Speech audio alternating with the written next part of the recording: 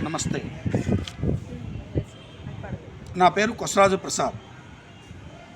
గత 24 సంవత్సరాలుగా విద్యా వ్యవస్థను పరిశోధించి చెప్పుతున్న కఠోర వాస్తవాలు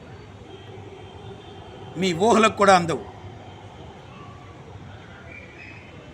పిల్లల కోసం మీరు సర్వదా త్యాగం చేస్తున్నారు. పిల్లల కోసమే మీ జీవితాలని పణంగా పెట్టి మీ కోరికలను చంపుకుని రూపాయి పోగు చేసి పిల్లల భవిష్యత్తు కోసం పడుతున్న మీ శ్రమ ఆవేదనకు చూస్తుంటే జాలేస్తుంది. మీరు అనుకుంటున్నట్టు ఈరోజు స్కూల్స్ లేవు.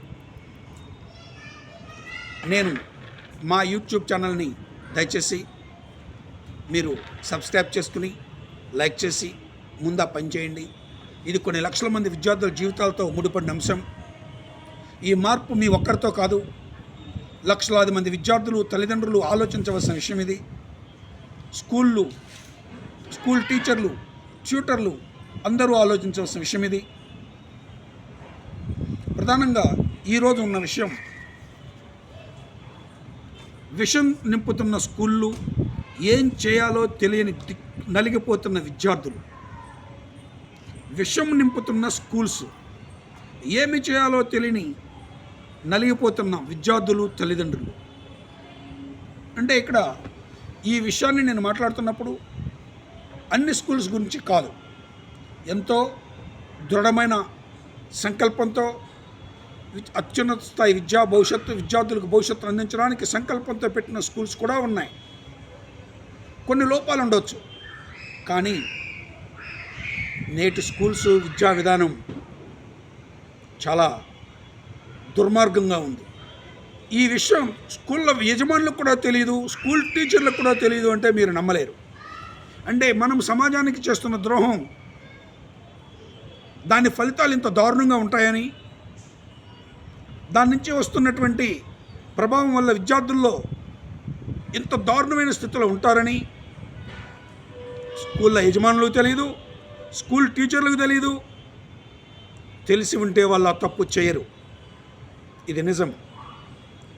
ఏంటి ఇలా మాట్లాడుతున్నారు మాస్టర్, మీరు ఒక్కళ్ళే పెద్ద పోటుగల్లా? కాదు, నేను పోటుగాన్ని కాదు. సాధారణమైన అంత చిన్న వ్యక్తిని. నా వయసు 58 సంవత్సరాలు ఉండొచ్చు. 25 ఏళ్ళుగా విద్యార్థుల ఆలోచన విధానాన్ని, ఆలోచన శక్తిని, ఆలోచన సరళని పరిశీలించి చెప్తున్న వ్యక్తిని. విద్య ఎంత సులభము అంటే అసలు దాన్ని 2 నిమిషాలు దాని వైపు ఆలోచిస్తే చదువు వచ్చేస్తుంది.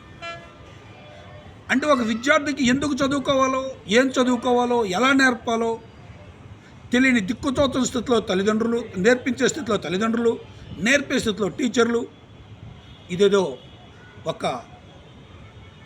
ఏదో జరిగిపోతుంది అనుకుంటున్నారు, కానీ వాళ్ళ విద్యార్థుల ఆలోచన ధోరణిని ప్రతిబింబించేలా లేదని ఖచ్చితంగా చెప్తున్నాం. 24 సంవత్సరాల తర్వాత కూడా నేను ఇదే మాటను మీతో చెప్తున్నాను అంటే నాకు బాధగానే ఉంది. విషయం నింపుతున్న స్కూల్స్ అలాంటి పదాన్ని నేను వాడుతుంటే చాలా బాధగా ఉంది.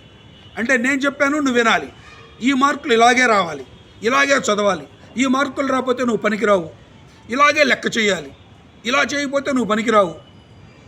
ఇలాంటి పిచ్చి చదువులు చెప్పించడం తప్పు.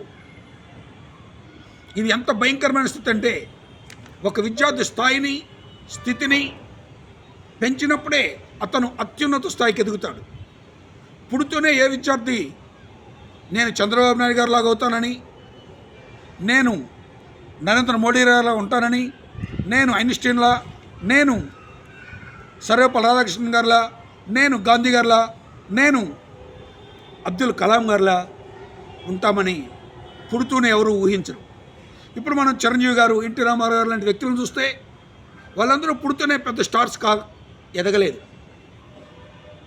ఒక నియమబద్ధమైన జీవితాన్ని, నిబద్ధతతో కూడిన అచంచలమైన ఆత్మవిశ్వాసాన్ని నేర్చుకుంటూ నేడు అత్యంత ఉన్నత స్థాయికి చేరారంటే ఏమాత్రం అతిశయోక్తి కాదు. అంటే తమను తాము ఆలోచించుకోవడం, తను నడుస్తున్న మార్గాన్ని ఎంచుకోవాలి అంటే తనకు ఆలోచించే శక్తిని మనకి నేర్చుకోవాలి. ఇదే చిరంజీవి గారు సీఏ చదువుదామని వెళ్ళారు చెన్నై. కానీ సీఏ చదవలేము, మనకంత ఇంగ్లీష్లో పరిజ్ఞానం లేదు అనే విషయం గుర్తించారు. తనలో అంతర్లీనంగా ఉన్నటువంటి డ్యాన్స్, చిన్నప్పటి నుంచి ఆయనకు డ్యాన్స్ మీద మమకారంతో ఫిల్మ్ ఇన్స్టిట్యూట్లో జాయిన్ అయ్యి రజనీకాంత్ అంటే హీరో అంటే ఎన్టీఆర్ లాగానో, ఏఎన్ఆర్ లాగానో, సోన్బాబు లాగానో, కృష్ణ లాగానో ఉంటారనుకునేటువంటి ఆ వ్యక్తి రజనీకాంత్ను చూసి రజనీకాంత్ హీరో కాలేంది, నేను ఎందుకు హీరో కాలేను అనే ఆత్మవిశ్వాసం కలిగింది. అంటే రజనీకాంత్ని నేను తక్కువ చేస్తున్నానని కాదు, ప్రతి వ్యక్తిలోనూ అంతర్లీనంగా ఇమిడి ఉన్నటువంటి శక్తిని ఒకరి చూసి మరొకరు ఆత్మవిశ్వాసాన్ని పెంపొందించుకుంటూ ఎదగడానికి అవకాశం ఉంటుందనే విషయం గుర్తించాలి. ఇక్కడ విద్యార్థుల ఆలోచన విధానాన్ని చంపేస్తున్నందుకు మనం సిగ్గుపడుతున్నాం. ప్రతి విద్యార్థిలోని అఖండమైన శక్తి ఉంటుంది. ఆ శక్తిని తనకు అర్థమయ్యేలా మనం చెప్తే తనను తాను ప్రూవ్ చేసుకుంటాడనే విషయం గుర్తుపెట్టుకోండి. నేను చెప్తున్న విషయం చాలా చిన్నదిలాగా పెద్దదిలాగా కాదు. నేను తల్లిదండ్రులతో మాట్లాడుతున్నప్పుడు వాళ్ళు ఏం చెప్తారు, ఎలా చెప్తారు అనే ప్రశ్న వస్తూ ఉంటాయి. ఏం చెప్తారని ఊహించడానికి ఊహల కందది. మీరు డాక్టర్ కావచ్చు, లాయర్ కావచ్చు, ఇంజనీర్ కావచ్చు, 100 మందికి జీతాలు ఇస్తున్న పారిశ్రామికవేత్త కావచ్చు.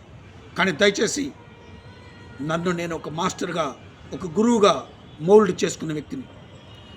ఒక విద్య ఎలా నేర్పాలో, ఎలా చెప్తే విద్యార్థికి ఎక్కుతుందో సామధాన భేద దండోపాయాల్లో నేను ఆచరిస్తాను, అనుసరిస్తాను. నా విద్యార్థికి నేను కోరుకున్న మార్గాన్ని రావడానికి నేను నిరంతరం శ్రమపడతాను. నేనే కాదు, ఎవరైనా అలా శ్రమ పడాలని కోరుకుంటాను. శ్రమ మాస్టర్ పడతాడు, పిల్లడు కాదు. నమస్తే.